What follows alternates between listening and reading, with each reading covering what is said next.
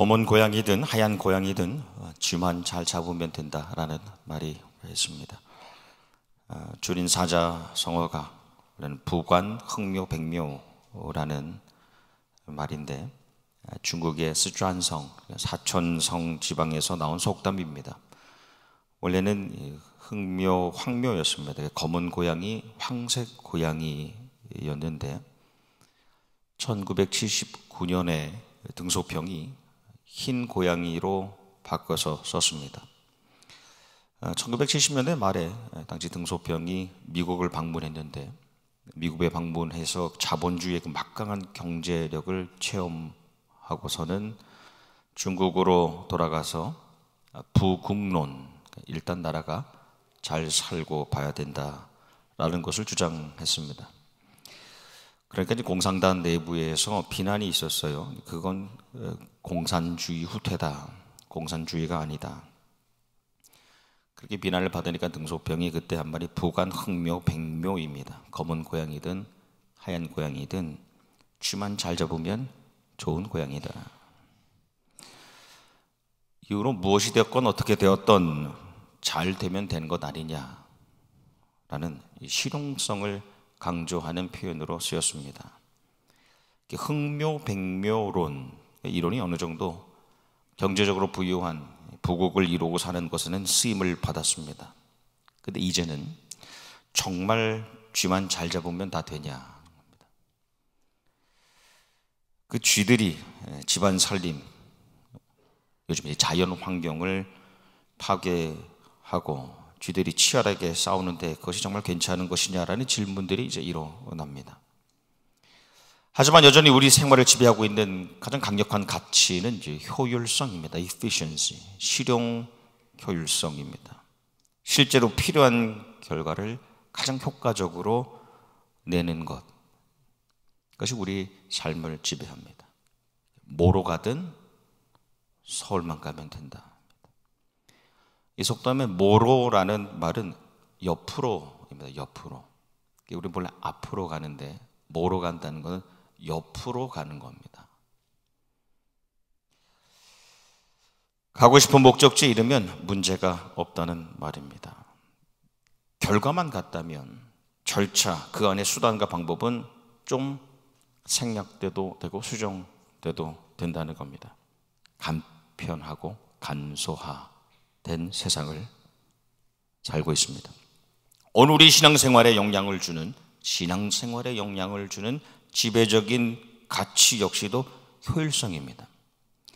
결과 중심의 편의성.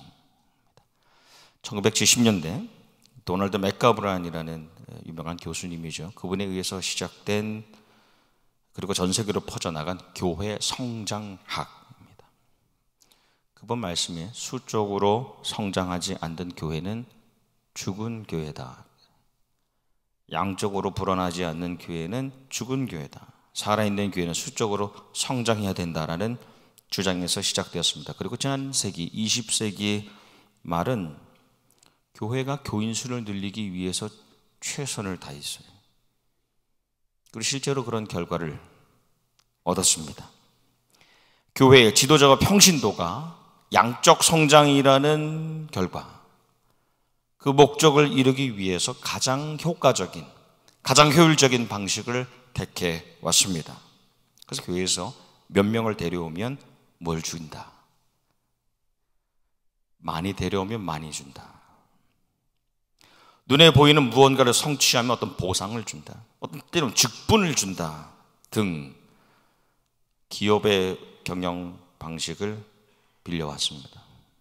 교회가 그것을 차용했습니다. 그래서 많이 모일 수 있는 행사, 사람들이 어떻게든 많이 볼 수 있는 프로그램을 준비해서 보여줬습니다. 많은 사람들이 교회에 오는 현상은 있었죠. 필요했습니다. 하지만 그 양적인 성장에 동반되는 영적인 성장, 사람이 하나님의 사람으로 정말로 변화되는 일들, 거듭난, 그것은 소홀해졌습니다. 교회가요, 그래서 안정되고 풍족하고 그래서 내게 만족이 되면 머물고 반대로 교회가 불안하고 부족하고 그래서 내게 불만이 생기면 떠나버립니다. 그 기준이 나에게 있습니다.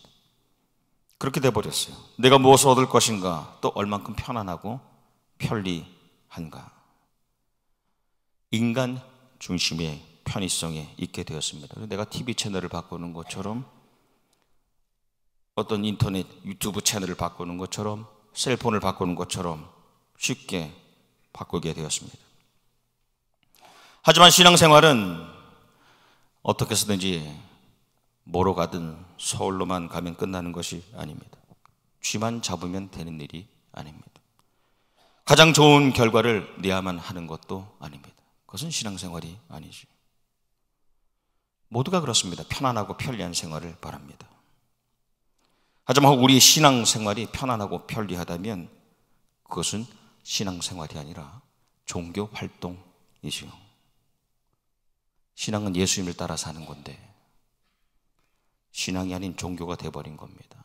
생활은 부르시는 그날까지 계속 이어지는 삶인데 잠시 일시적으로 하는 활동이 되어버리는 겁니다. 신앙은 예수님을 닮아가는 삶 자체입니다. 그래서 신앙은, 그 기준은 어디에 얼마나 참가하느냐가 아니라 얼마나 예수님을 보여주고 있느냐, 말씀이 삶이 되느냐, 이것이 신앙이죠.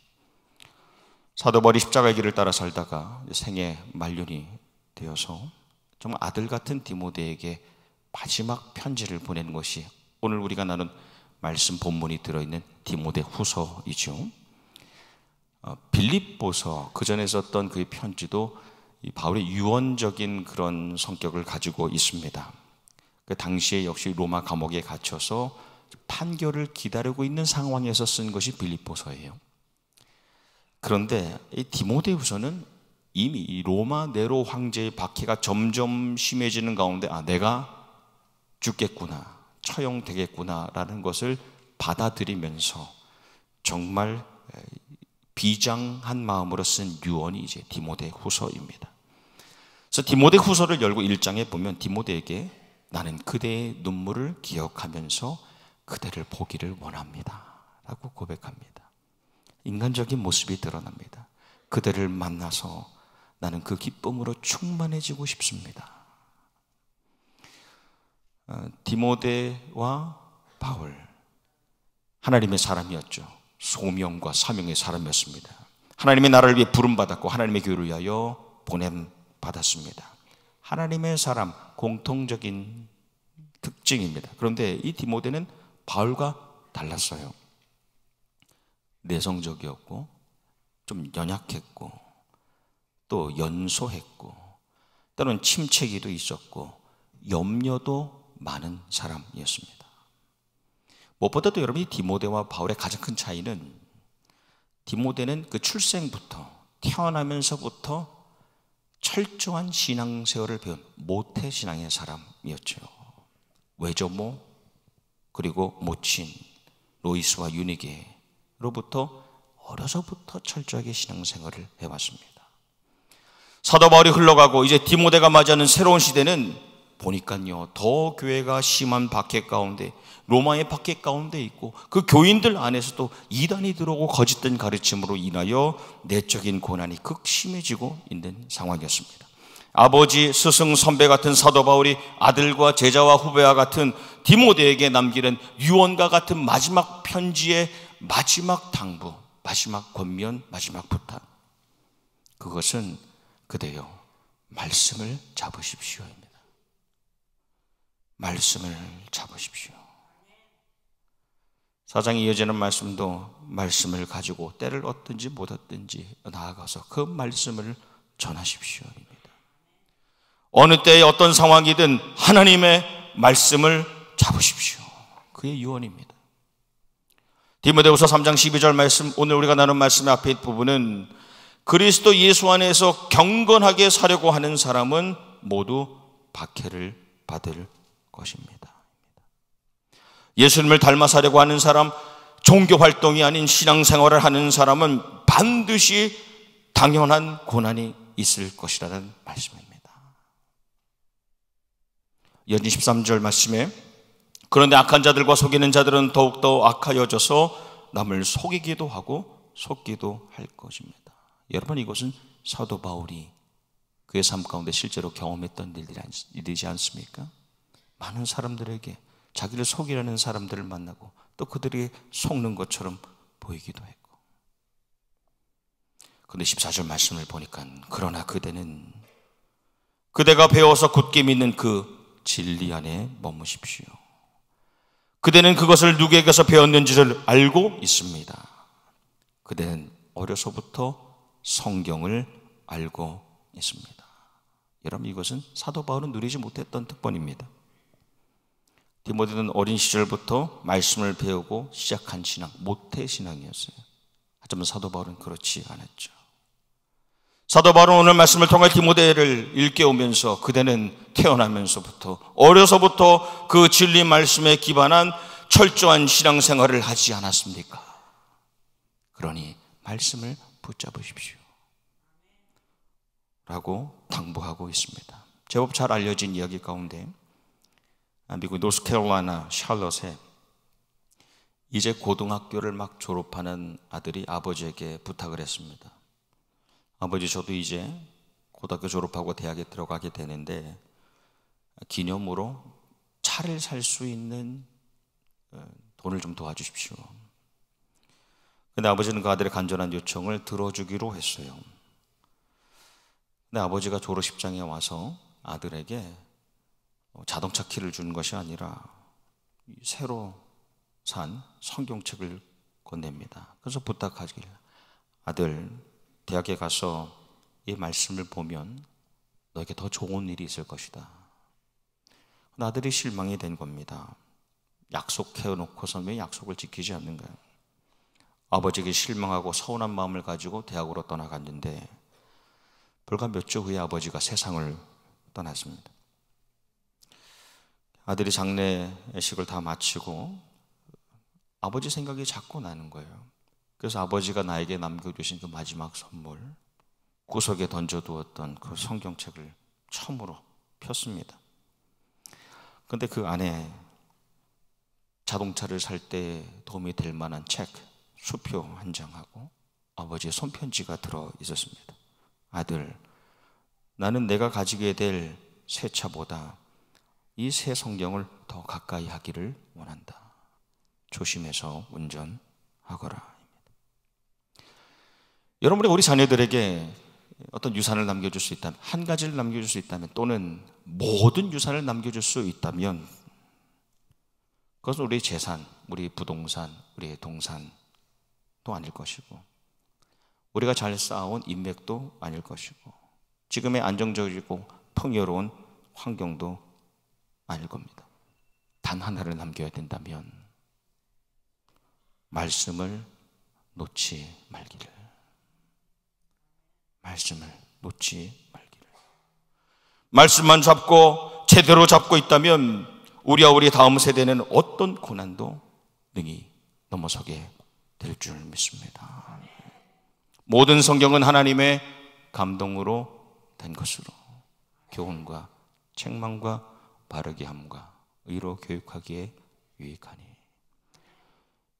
여러분, 이것이 우리가 다음 사람들에게 무엇보다도 말씀을 남겨주어야 할 이유입니다. 하나님의 감동으로 되었다. 그래서 감동은 헬라어로 푸뉴마인데 영어로는 God's breath, 하나님의 호흡입니다. 그때로는 영감이라고 번역되기도 하고 생기라고 번역되기도 했지요. 대초에 하나님께서 사람을 만드시고 그를 빚으시고 거기에 불어넣으신 God's breath, 하나님의 생기, 영감, 감동입니다. 차가운 흙덩이라고 해도 뜨거운 하나님의 영감이 불어넣어지면 살아나는 겁니다. 여러분, 성경은 그 아무나 누구나 갈대를 뽑아서 펜으로 삶고 목탄 잉크를 발라서 파피루스에 쓴 것이 성경이 아니죠. 생명을 살리고 그 생명이 계속하여 살아가기를 원하시는 하나님의 영이 사람에게 임하고 영적 육적 생명을 살리기를 원하시는 그 하나님의 영이 사람에게 임하고 사람이 감동하여서 그 명령을 받아 쓴 것이 말씀입니다. 그 성경 말씀이 보여지고 읽혀지고 들려지고 외워지고, 말씀이 보여지고 들려지고 익혀지고 외워지는, 그리고 묵상되고 공부되고 연구되고 적용되고 실천되는 자리에는 죽을 것 같다, 못 살겠다 하는 사람들이 살아나는 구원의 역사가 일어나는 겁니다. 반대로 말씀이 부재한 자리는, 말씀이 없는 자리, 성령의 임재가 없는 곳에는 어두운 죽음의 기운이 있습니다. 말씀에 대한 이야기가 있는 자리는 항상 밝은 생명의 기운이 있습니다. 사람의 이야기들로 가득한 자리는 결국 죽음에 대한 이야기로 이어지지만, 말씀을 나누는 자리에는 생명의 이야기로 가득 차게 됩니다. 하나님의 영이 에스겔을 이끌어 가시죠. 하나님의 영이 에스겔을 골짜기로 이끌어 가시죠. 한가운데로 데려가시고 수많은 마른 뼈들을 지나가게 하십니다. 다 보여주시고 명령하시기를, 이 뼈들에게 이렇게 외쳐라. 내가 생기를 들어가게 하리니 너희가 살아나리라. 여기서 내가 생기를 들어가게 하리니 할 때 생기, 르화흐입니다. 하나님의 호흡입니다. 신약의 푸뉴마입니다. 하나님의 감동, 하나님의 영감입니다. 영적 육적 생명을 살아가게 하시는 하나님의 능력입니다. 에스겔이 그대로 생기야 들어가라 하니 마른 뼈들이 살아납니다. 일어납니다. 소생합니다. 하나님의 사람으로 변화됩니다. 그 다음에 장면이 큰 군대를 이루죠. 이는 하나님의 사람으로 온전하게 하며 모든 선한 일을 행할 능력을 갖추게 하려 함이니라. 말씀은 사람의 영적 육적 생명을 살릴 뿐만 아니라 온전한 사람을 만들고, 사람들이 모여서, 온전한 사람과 사람들이 모여서 군대를 이루게 하는 겁니다. 그게 말씀의 능력입니다. 하나님의 나라를 위한 사역자들, 다양한 선한 일들을 감당하게 하시는 것이 말씀의 최종적인 결론입니다. 말씀을 만나면 변화가 일어납니다. 능력을 소유하게 됩니다. 그리고 말씀의 마지막 역사, 최종적인 결실은 선한 일입니다. 말씀 아무리 봐도, 말씀을 많이 읽어도 하나님의 나라를 위한 선한 사역을 동참하지 않는다면 열매 없는 나무입니다. 나를 살려주신 주님, 그 말씀을 전하여서 다른 생명을 살리는 사역을 이어가는 겁니다. 여러분, 오늘날 세상의 문화, 또 현대 기술은 편안하고 편리한 신앙생활이 이제는 가능해졌다라고 우리를 속입니다. 내 필요에 따라서 내가 필요할 때에 기기를 들고 어플을 열고 채널을 바꾸면서 보다 효율적이고 편리하고 편안한 방식으로 이제 신앙생활을 할 수 있게 되었다라고 우리를 속입니다. 뭐로 가도 거기만 가면 되고 뭔가 보이는 것을 이뤄내면 된다라고 우리를 속이지만, 여러분, 신앙생활에는 지름길이 없지 않습니까? 신앙의 생활에는 첩경이 없지 않습니까? 더디더라도 번거롭더라도 말씀을 펴고, 말씀을 보고, 말씀을 읽고, 말씀을 듣고, 말씀을 외우고, 말씀을 살아내는 것이 옆으로 가는 것이 아니라 앞으로 가는 것 아닙니까? 교회 역사 50년을 지나서 다시 50년을 열면서 50년 전에 비해서, 30년 전, 20년 전, 불과 10년 전에 비해서 말씀에 대한, 성경에 대한 지식과 이해의 수준이 크게 낮아졌습니다. 지식과 이해에 대한 수준이 크게 낮아졌습니다. 굳이 성경을 열어볼 필요가 없어지니 읽지 않게 됩니다. 보지 않게 되니 아는 것이 없어집니다. 알미 궁핍해지니 삶이, 영적인 삶이 빈곤해집니다. 아는 것이 없으니 살아감이 없습니다. 영역이 고갈됩니다. 번거롭고 불편해도 뭐로 걷지 않고 종교 활동하지 않고 정도, 십자가의 정도 바른 길을 걸었던 우리의 선배들,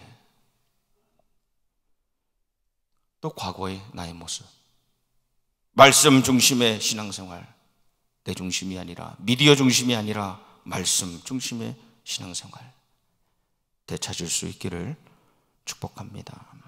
2023년 희년의 두 번째 달을 열고 말씀의 주제로 지내게 됩니다. 이달에 우리 가정과 교회가 하나님 말씀의 은혜로 구석구석 채워지기를 축원합니다. 말씀이 주시는 우직함, 말씀이 주시는 진중함, 말씀이 주시는 신실함, 묵직함, 견고함, 강직함, 말씀의 사람으로 사시기를 주님의 이름으로 축원합니다. 기도하겠습니다. 말씀의 주님, 우리의 길에 빛이 되시고 발의 등이 되시는 하나님의 말씀을 펴게 하시니 감사합니다. 우리의 심령을 읽으시고 우리의 생활을 바꾸시는 말씀의 능력이 늘 우리 안에 거하게 하여 주셔서 그냥 사람이 아닌 하나님의 사람으로, 종교 활동이 아닌 신앙의 생활을, 정도를 걸어가는 하나님의 사람들을 되게 하여 주시옵소서.